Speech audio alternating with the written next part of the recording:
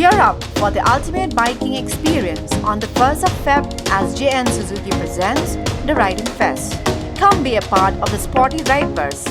The Voice of the People Party ha karpu pratrik ukulalingkot arajar pusan kala Pak Shiti Show Commissioner and Secretary ke District Council Affairs Department ke Meghalaya halor ke Jingpan Jingbit ban penlong ya ke Ïalap election pajba hari lum khasi bat jantia.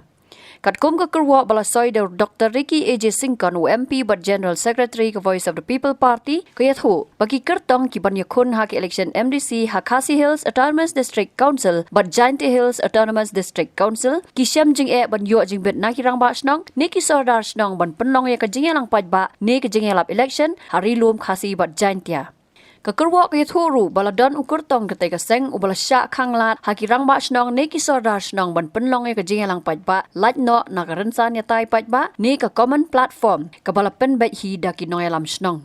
Nalor kata ke Kyrwoh ke Doru bakatega jingle ki Ïalap Shnong kalapen Kenya ke hok long briu man briu ni ke fundamental right bakariti sensyar kari India kala ai berkalapen Kenya ke rukom penlong ya ke election ke bakuj basuba.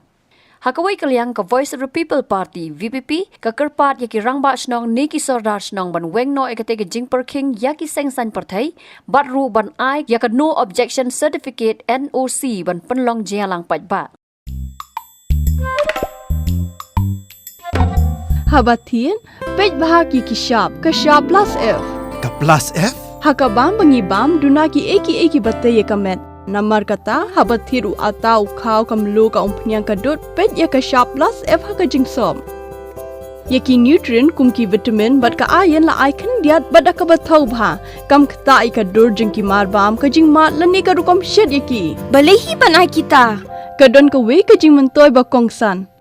Ka kot ka kia.